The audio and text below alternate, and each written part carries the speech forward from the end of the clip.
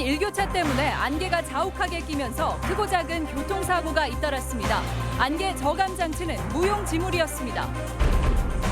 전주 모 사립고의 답안 조작이 사실로 확인됐습니다. 교육당국은 조작에 가담한 교직원과 해당 학생의 아버지인 전 교무부장을 검찰에 수사 의뢰했습니다.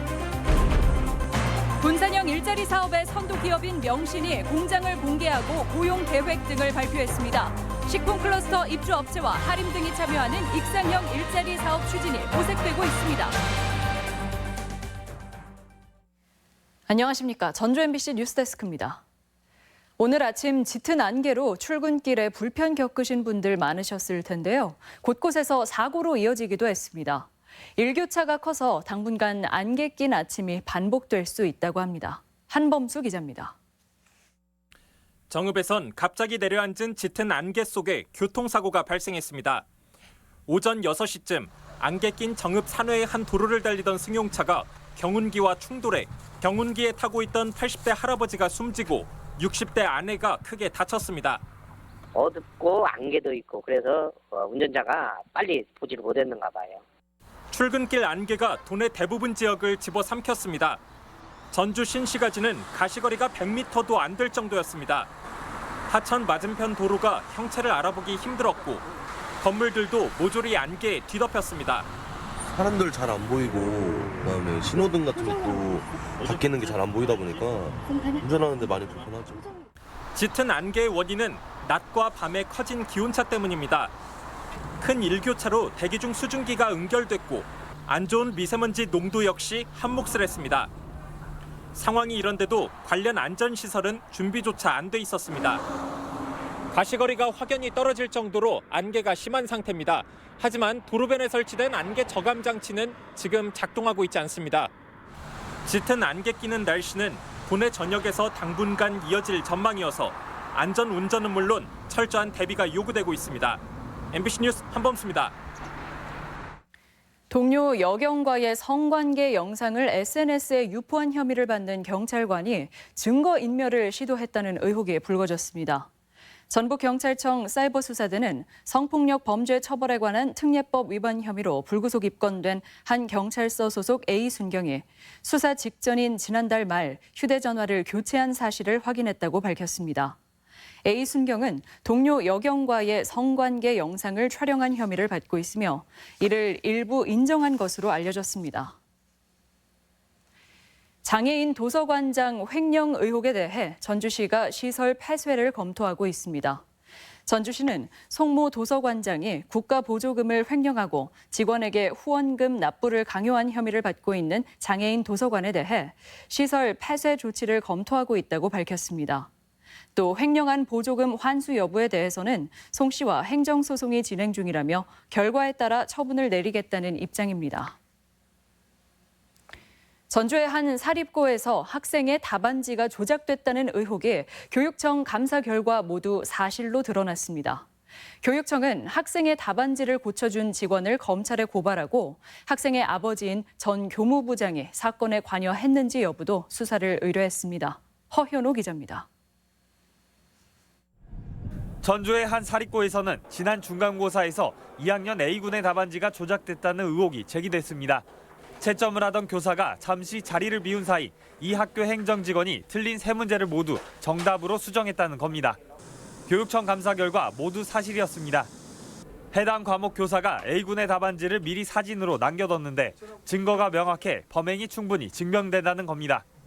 OMR의 수령 후가 근거가 남아있었기 때문에 그 의혹을 부인하지 못했어요. 교육청은 해당 교직원을 업무방해와 사문서 위조 등의 혐의로 검찰에 고발 조치하고 재단 측에 파면을 요구했습니다. 또 전 교무부장에 대해서도 성적 조작에 관여했는지 여부를 밝혀달라며 수사를 의뢰했습니다. 전 교무부장은 A군의 아버지로 이번 사건의 핵심 인물입니다. 지난 2월 다른 학교로 파견을 갔는데 아들의 내신과 모의고사 성적 차이가 커 성적 조작에 관여해온 게 아니냐는 의혹이 제기됐기 때문입니다.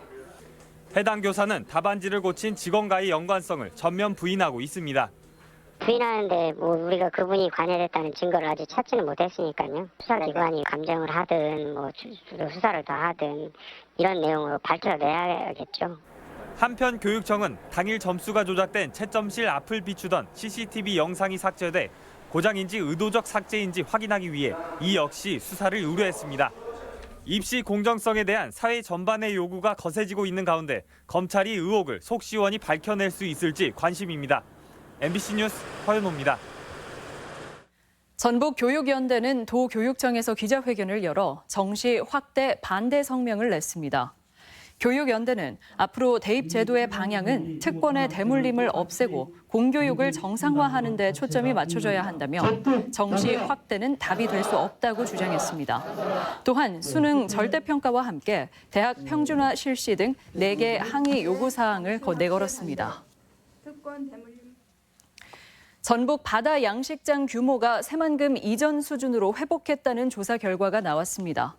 전라북도에 따르면 지난해 도내 바다 양식장은 12,744헥타르로 새만금 이전 12,518헥타르보다 200헥타르가량 증가했습니다. 수산물 수출액은 지난해 1억 99만 달러로 10년 전 1,700만 달러에 비해 5배가량 증가한 것으로 나타났습니다.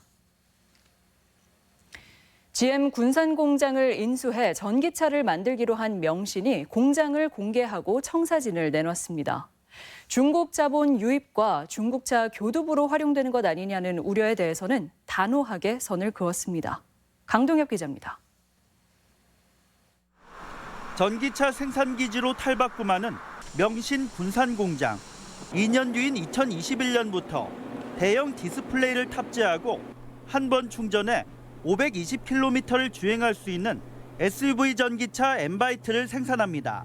이후 전기차 국산 부품 비율을 높이고 승용차뿐 아니라 15인 이하 전기버스와 트럭까지 생산 영역을 넓힌다는 계획입니다. 타다처럼 확산되는 공유경제에 대응하기 위해 대리점을 두지 않고 구매 요청에 따라 차량을 생산하는 구상도 갖고 있습니다. 향후 5년 안에 전기차 20여만 대를 생산하고 1,800명을 직접 고용하는 게 목표입니다. 아마도 내년도 하반기 7월 달쯤에는 저희가 고용을 이제 시작할 것 같고 거기서부터 순차적으로 훈련 과정을 겪고. 하지만 생산비 조달을 위해 중국 자본을 받았다거나 단순 위탁 생산 기지로 전락하는 것 아니냐는 우려에는 선을 그었습니다. 저희는 중국 돈을 1엔도 받은 게 아직 없는 상황이고요. 앞으로도 받을 계획은 없고요. 오히려 기술 연구에 몰두해 전기차를 국산화할 수 있는 좋은 기회라는 점을 강조했습니다. 여러 가지 배터리나 다른 핵심 부품들에 대한 국산화도 진행하기가 유리합니다. 원래 우리나라 자동차 산업이 가지고 있는 역량입니다. 그 밖에 노조 문제를 회피하려는 현대차의 하청 공장이 아니라는 점도 분명히 했으며 이에 전라북도는 변함없는 지원을 약속했습니다. 가변형 플랫폼 등 R&D를 지원하고 또 부품 기업한테는 핵심 부품을 또 개발할 수 있도록 중점적으로 지원하겠습니다. 최고의 상생이라는 호평 속에 조명받은 명신이 전기차 국산화 성공으로 우려를 불식시키고 경쟁력을 입증할지 관심입니다. MBC 뉴스 강동엽입니다. 군산형 일자리에 이어 익산형 일자리가 추진됩니다. 군산과 같은 투자 촉진형으로 하림과 식품 클러스터 입주 업체들이 참여하는데요. 익산 역시 노사 합의가 최우선 과제로 꼽히고 있습니다. 송인호 기자입니다. 익산 지역의 노화사 그리고 민간과 정부기관이 익산형 일자리를 위해서 자리를 함께했습니다. 청년 측은 이른바 쓸만한 일자리에 대한 갈증을 호소했습니다. 회사 근로 조건이나 노동 강도가 매우 강하기 때문에 좋은 일자리라고 청년들이나 다른 분들이 생각하지 않는다고 중소기업이 대부분인 실정에 맞게 급여 확대를 강요하지 말고 수용 가능한 여건을 만들어주는 게 현실적이라는 주장이 나왔습니다.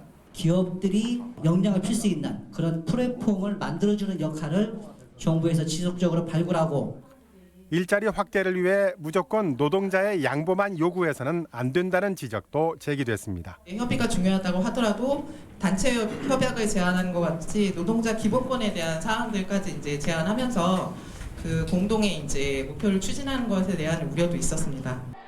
이 같은 주장을 바탕으로 익산형 일자리는 군산형과 같은 투자 촉진형으로 근로자의 국민연금이나 의료보험을 주로 지원하는 형태가 될 것으로 보입니다.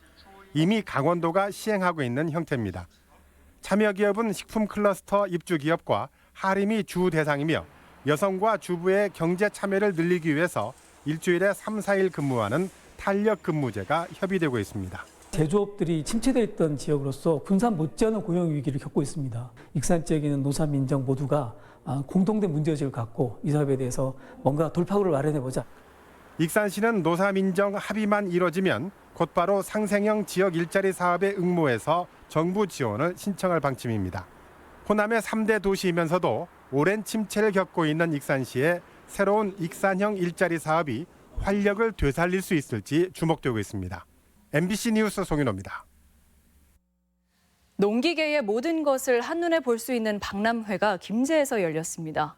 2019 농업기계 박람회는 오늘부터 나흘간 김제 벽골제에서 첨단 농업의 장, 농업의 미래를 열다를 주제로 다양한 전시회와 학술대회를 개최합니다.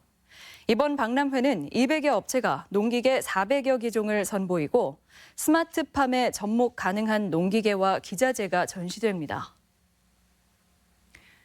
전라북도가 도내 유망 중소기업에 경영 안정 자금을 지원합니다. 도는 국순당, 고창 명주와 대왕 제지공업 등 유망 중소기업 18곳을 선정해 인증서와 현판을 전달하고 최대 5억 원까지 경영 안정 자금을 융자하기로 했습니다. 기부 행위 논란에 휩싸인 김성주 국민연금공단 이사장이 기자 간담회를 열고 해명에 나섰습니다.